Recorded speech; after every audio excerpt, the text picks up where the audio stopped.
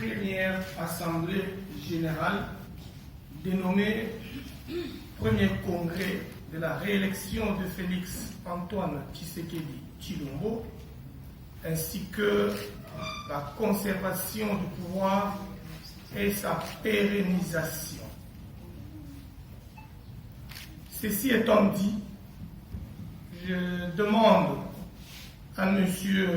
Vince de procéder à la lecture de la décision portant convocation de la première assemblée générale, dénommée Congrès de la réélection de Félix. Pour terminer la lecture, la coordination nationale ici présente, conjointement avec le bureau de l'organisation du premier congrès ou de notre première assemblée générale, avec Madame la présidente de cette commission, allons animer une conférence en recevant quelques questions en rapport avec la convocation de notre assemblée générale. Je me remets au directeur de cabinet Vince pour la lecture de la décision. Merci, Excellence. Donateur,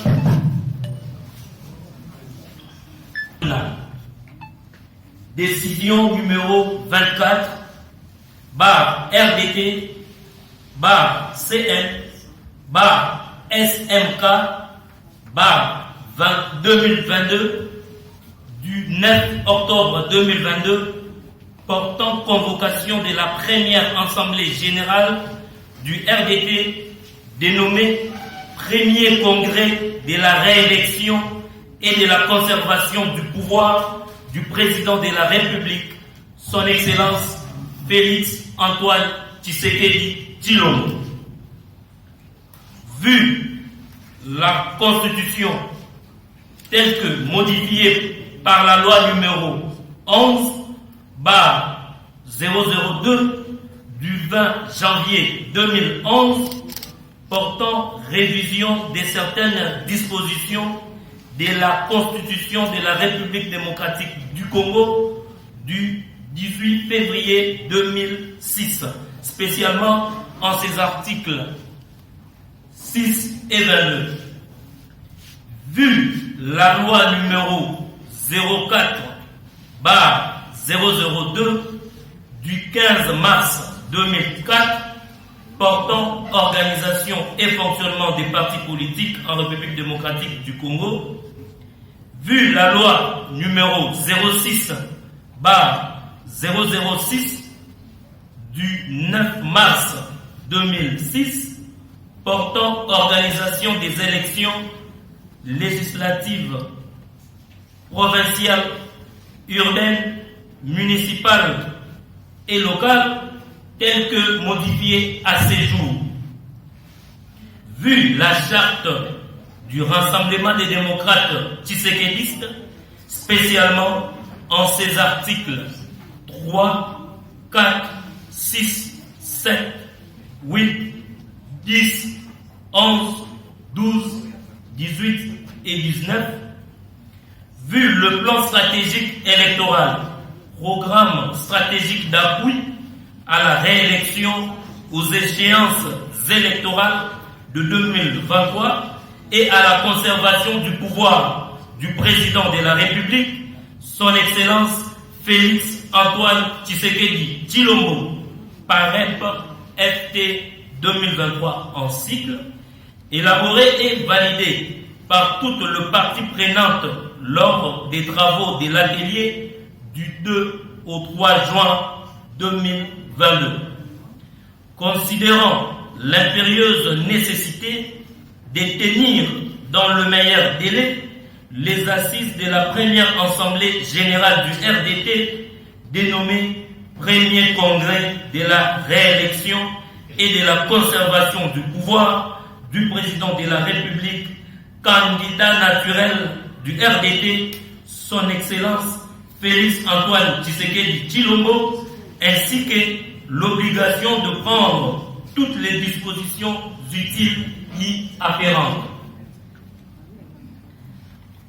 Considérant la nécessité de donner un électorat considérable, une majorité à tous les niveaux lors des échéances électorales de 2023 au candidat naturel du Rassemblement des démocrates Tshisekedi, son Excellence Félix Antoine Tshisekedi Tshilombo, et de pérenniser son impérium le plus longtemps possible par des voies démocratiques.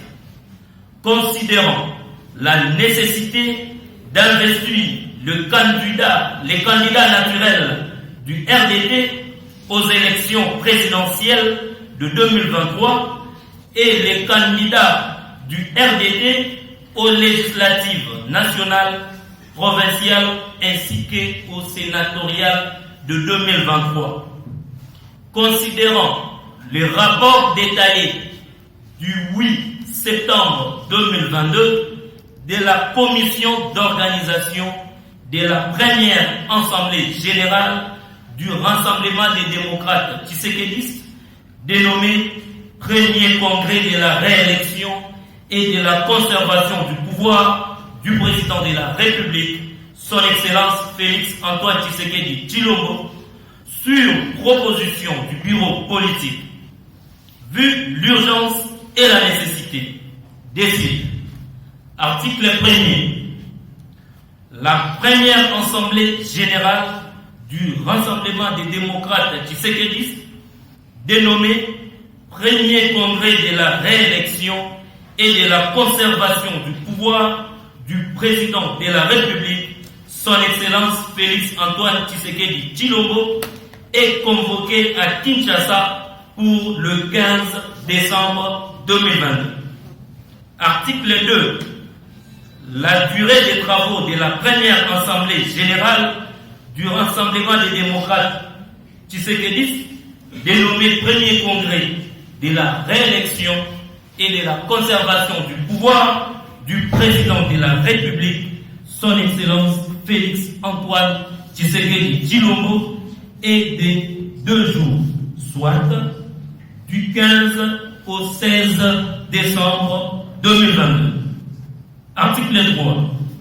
La présidente de la commission d'organisation de la première assemblée générale, dénommée Premier congrès de la réélection et de la conservation du pouvoir du président de la République, son Excellence Félix Antoine Tshisekedi Tshilombo, est chargée de l'exécution de la présente décision qui entre en vigueur à la date de sa signature. Fait à Kinshasa le 9 octobre 2022, Dr Sylvain Mutombo Kabila.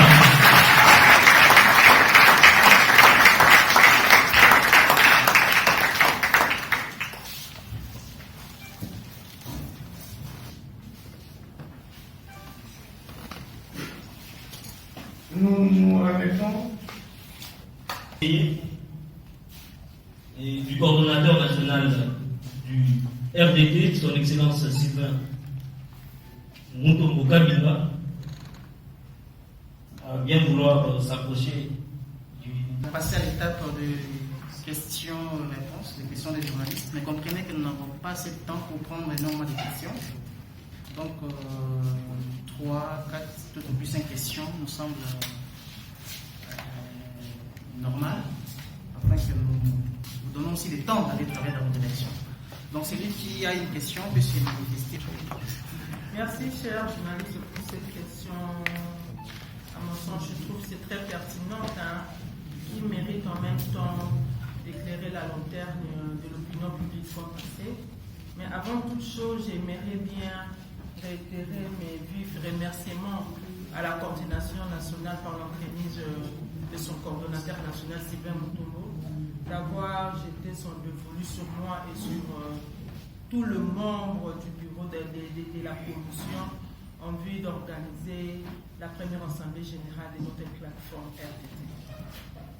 Chers journalistes, vous devez savoir que selon les dispositions de la charte qui régisse les RDT, une plateforme politico-électorale, il est stipulé que l'Assemblée générale étant la première structure nationale de la plateforme RDT, a l'obligation de se réunir tous les 5 ans dans le but de délibérer et de statuer sur toutes les questions liées aux valeurs fondamentales de la plateforme, mais aussi de se prononcer sur toutes les questions brûlantes de l'heure qui se posent dans notre pays.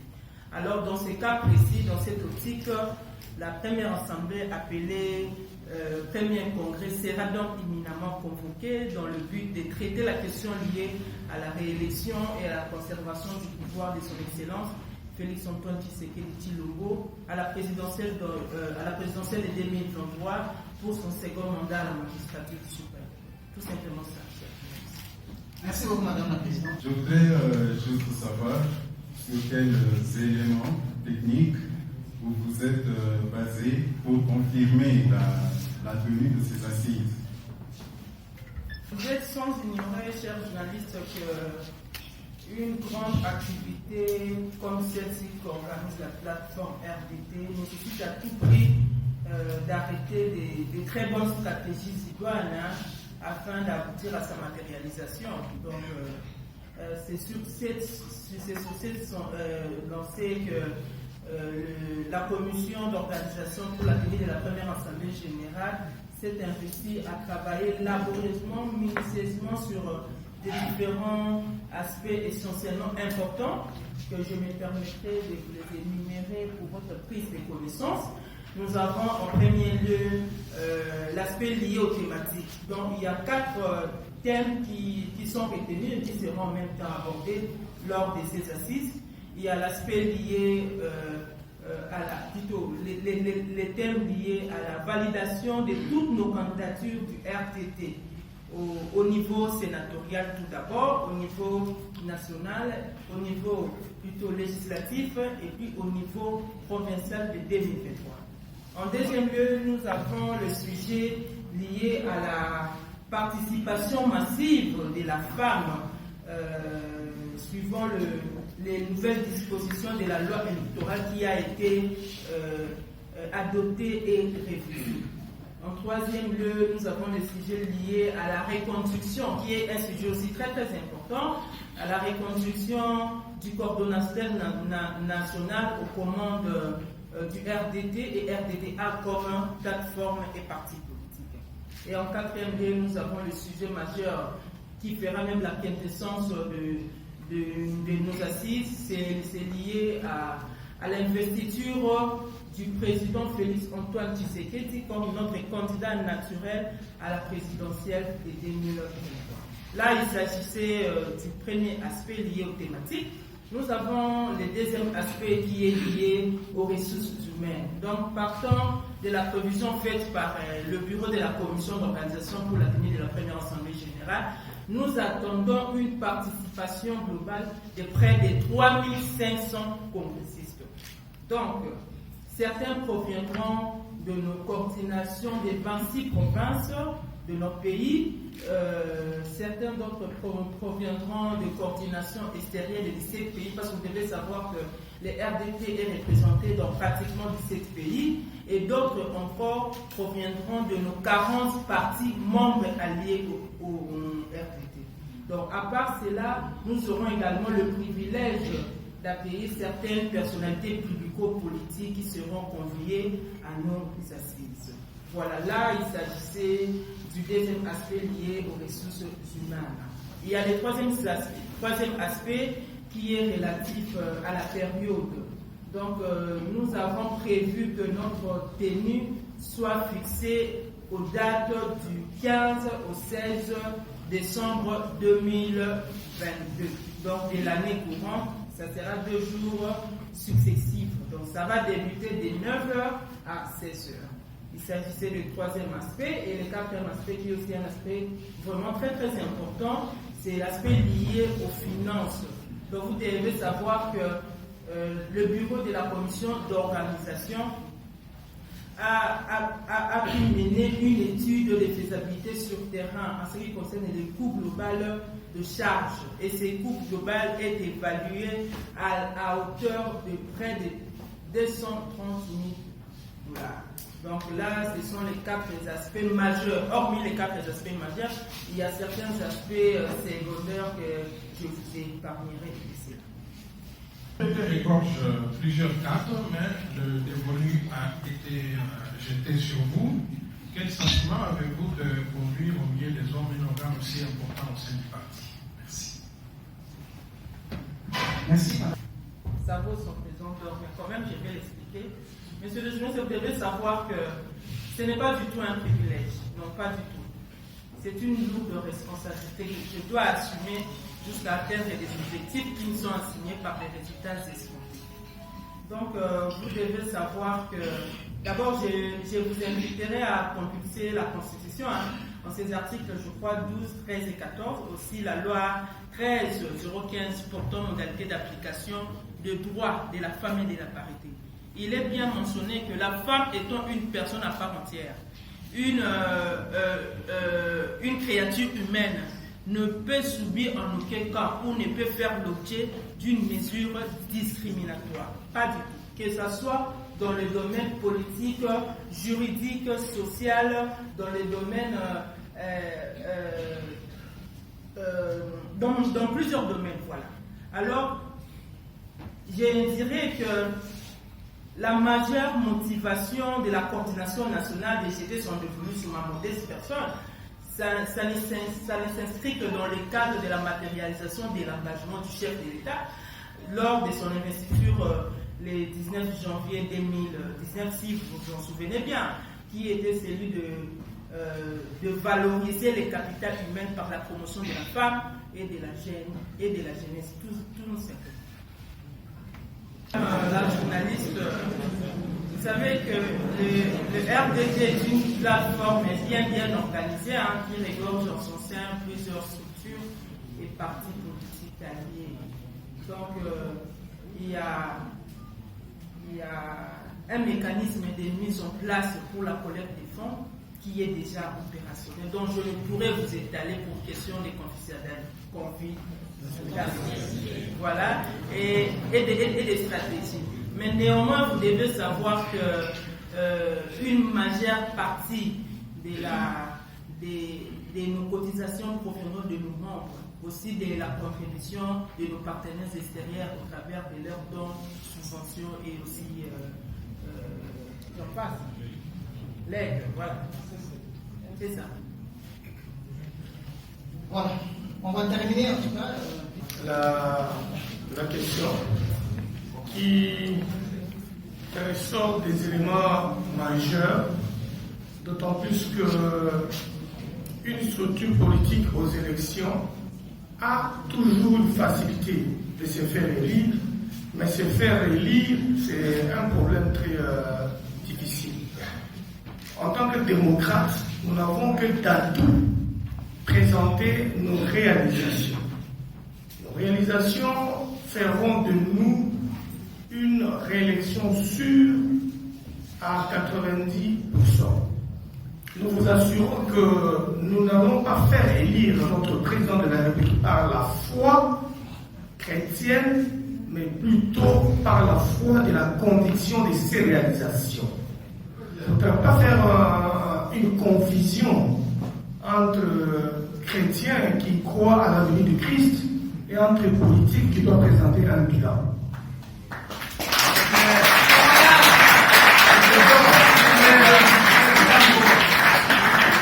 Le bilan est matériel. Le bilan n'est pas spirituel. Étant donné que le bilan est matériel, le RDT présentera à son congrès le bilan de bout en bout. Cela veut dire toutes nos représentations qui viendront de l'extérieur, des provinces, viendront à notre Assemblée générale avec les éléments de réalisation, routes, avenues, hôpitaux, écoles, situation sociale, situation de traitement de fonctionnaires dans leur coin.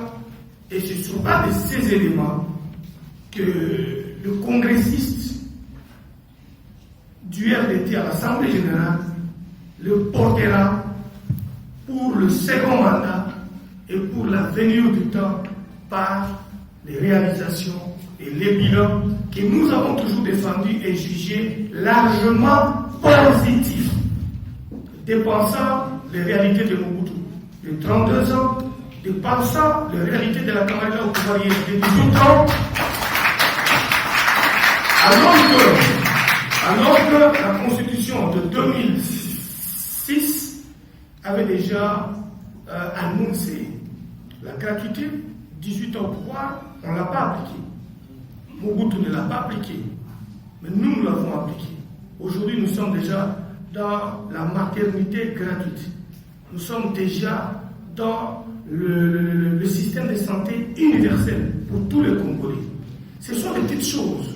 Nous sommes ici à Kinshasa avec la route Kwamutu, la route Sana, la route Masikita, plusieurs routes Angiringiri en train d'être travaillées. La ville de Kinshasa décongestionnée. Vous quittez Angiringiri à l'UPEN directement par Angiringiri, vous êtes à Sosa. Vous allez voir la route bypass, la route qui mène vers l'université. Toutes ces routes-là ont existé. C'est Félix qui est venu arranger ces routes. Si on pouvait vous retourner la question, l'argent là qui travaille les routes de Kinshasa, qui travaille les routes de Likasi, j'ai trouvé la ville de Likasi en plein chantier. Toute la ville de Likasi en plein chantier. Quand les idées routes se font à gauche et à droite. Lubumbashi, la même chose. Les 5 chantiers de Mzee Kabila ou de Joseph Kabila qui avaient pris 8 milliards de dollars américains des Chinois avaient réalisé quoi?